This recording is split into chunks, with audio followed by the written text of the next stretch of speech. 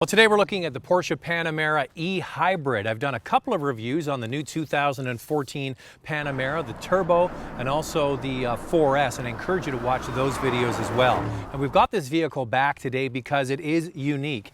It's an extended range or plug-in hybrid, only available in rear-wheel drive and only available with the short wheelbase. This car starts at $113,000 Canadian, the way you see it here with the upgraded wheels, the LED headlamps, the Bose stereo, and a premium interior comes to $126,000. So once again, the Porsche Panamera isn't cheap. We're not going to talk too much about the design here because I've gone over that in the other reviews, and once again I encourage you to go and watch those. What we're focusing on today is the fact that you can plug this Panamera in and drive it.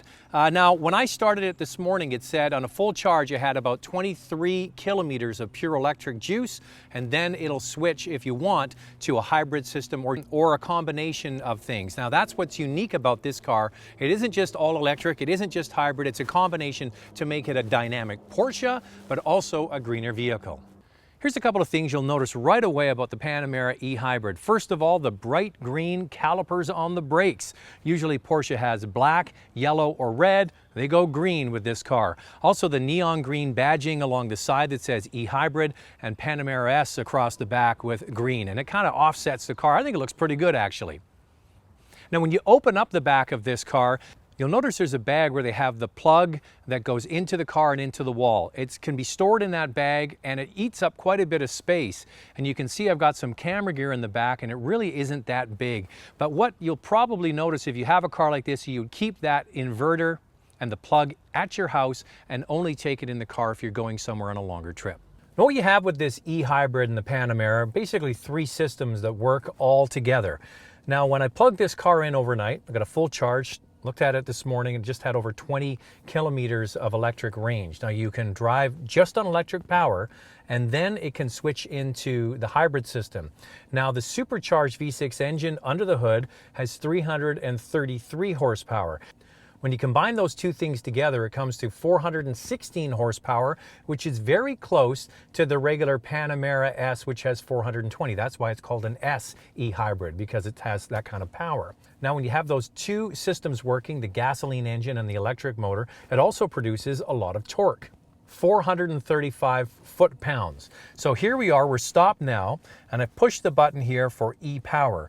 We'll start the car up and put it into drive. Now, the one thing I should mention about the drive system in this car, now Panameras typically have a PDK or a dual clutch manual transmission that's automatically controlled. This is the old Tiptronic that Porsche has had for many, many years.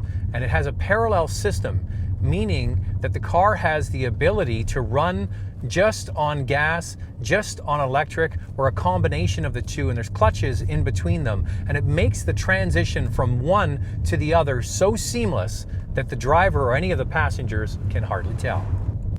Now when you select that E mode, you're not fully committed because it does only have 95 horsepower. When you put your foot into it and you want more power, the gasoline engine, that supercharged V6 comes to life and assists in the process and makes this car very quick.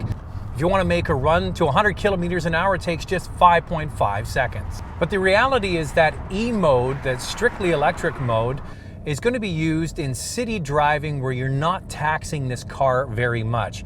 You keep the revs down, or virtual revs I should say, and you can cruise along in full electric power, absolutely no problem at all. But you have all of that juice under the hood if you need it. Once again, it goes to the rear wheels, not an all-wheel drive application in this car because it would add even more weight. That's one thing you notice when you drive this e-hybrid compared to the regular Panamera, is this car is over 700 pounds heavier. You've got the big electric motor, you've got the battery pack, and it adds a lot of heft to this car. But what it does do is make this vehicle much more luxurious feeling. So if you're into buying a Panamera because it's a cruising car with all that power if you need it, this is the way to go because it makes the car much smoother over the bumps. It feels definitely heavier and more solid, but when you push it into the corners, you do notice a little bit more of its weight. Not to the point that it doesn't handle well, because it certainly does, just is heavier. Just be aware of that. If you plug this car in and then you drive 100 kilometers, it would average out to just 5.1 liters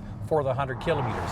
If you're driving just on the hybrid system, it comes out to 9.3. So having that first 20 plus kilometers of pure electric power is going to really reduce your consumption, and you're relying on the grid and not on the pump.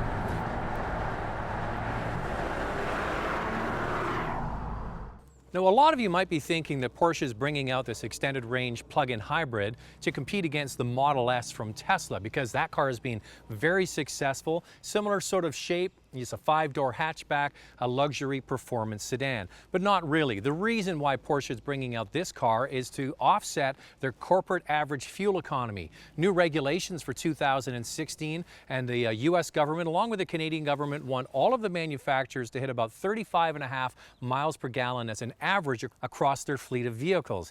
Now, this will definitely help offset the amount of fuel that the other, more powerful cars definitely create.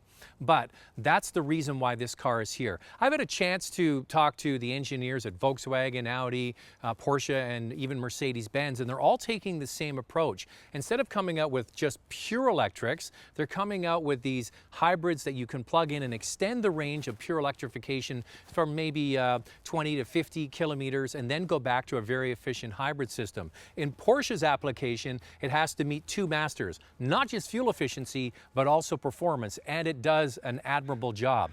This hybrid is heavier than the regular Panamera. It feels more luxurious, so if you're somebody that wants a more luxurious Panamera, this is the one you want to get. If you want pure electric power, maybe the Tesla's in your future.